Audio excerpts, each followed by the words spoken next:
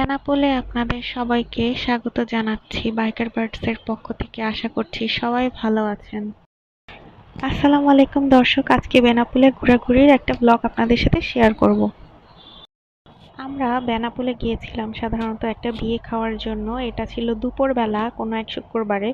But দুপুরবেলা হলে কি হবে, এত গরম আর এত রোদ। এখানে হচ্ছে আমার ননদের হচ্ছে হাজবেন্ড আর তার বড় ভাই, মানে এত গরমে বাইকে করে বিয়ে খেতে যাওয়া, তাও শহর থেকে বেনাপোলে, মানে অবিশ্বাস্য একটা ব্যাপার ছিল আমাদের জন্য।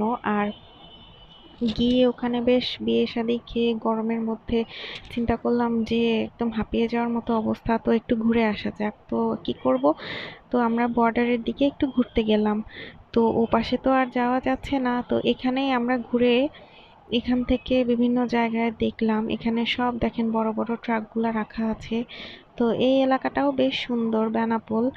আর এই এলাকাটা অনেক মানে পরিষ্কারও ছিল সাথে। তো আমরা অনেকজন মিলে বিয়ে খেতে গিয়েছিলাম, যেহেতু বিয়ে খেয়ে ওখান থেকে একটু ঘোরাফেরা করে তারপরে ব্যাক করলাম। তো রাস্তাঘাটগুলো দেখে আমার বেশ ভালোই লাগছিল, এত সুন্দর ছিমছাম পরিষ্কার। আর এখান থেকে মানে ঘোরাফেরা করতে দুপুরবেলায় বেশ ভালোই লাগছিল।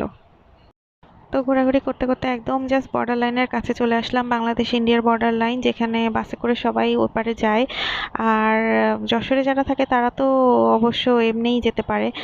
আর অবশ্যই ইমিগ্রেশন অফিসটা হাজব্যান্ড আমাকে দেখাচ্ছিল যে এই দেখো এটা হচ্ছে ইমিগ্রেশন অফিস, এখান থেকে চেক করে সবকিছু প্রসেস করে তারপরে ওপারে ইন্ডিয়ায় যায়। তো আমার বেশ ভালোই লাগছিল দেখে, কিন্তু ওপারে যেতে পারলাম না এই আর কি। আর এই যে জাস্ট ওই পারেই ইন্ডিয়া। আচ্ছা যাই হোক, তো আমরা এখানে ঘোরাফেরা শেষ করে বাসার উদ্দেশ্যে রওনা দিলাম। আর রাস্তাঘাটে সেই আবার বাতাস খেতে খেতে বাসার দিকে রওনা দিলাম। এই যে সামনে যে বাইকটা দেখতে পাচ্ছেন, এই ভাই আর ভাবিও গিয়েছিল আমাদের সাথে। তো ওনারাও বেশ মজা করছিল আমাদের সাথে।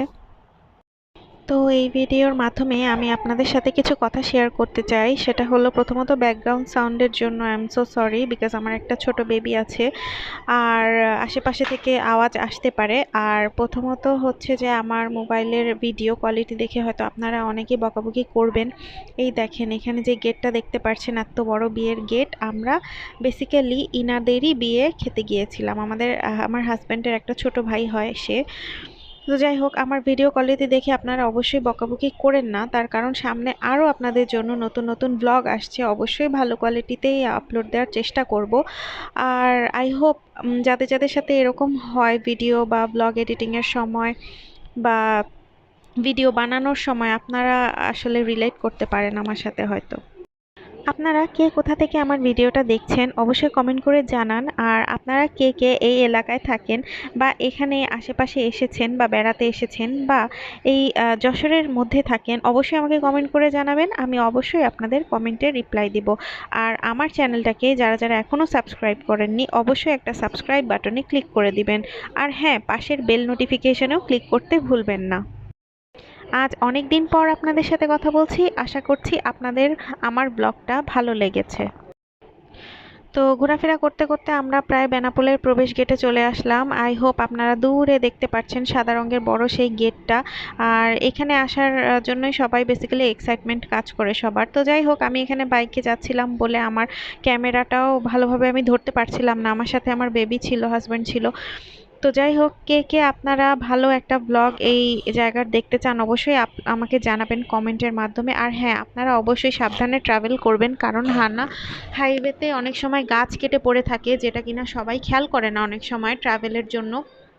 তো আপনারা অবশ্যই সাবধানতা অবলম্বন করবেন। আমরা আসছিলাম ঝিঙর কাছে, একটা গাছ কাটা হচ্ছিল, তো ওখানে অবশ্যই আমাদেরকে থামিয়ে দিয়েছে। তো অনেকক্ষণ পর আমরা ওখান থেকে যেতে পেরেছি। তো আমার ব্লগটা কার কার ভালো লেগেছে অবশ্যই আমাকে কমেন্ট করে জানাবেন, সেই অপেক্ষায় থাকবো। আর হ্যাঁ, অবশ্যই অবশ্যই আমার সাথে যুক্ত থাকবেন, সাবস্ক্রাইব করে দিবেন চ্যানেলকে। ধন্যবাদ সবাইকে। আসসালামু আলাইকুম।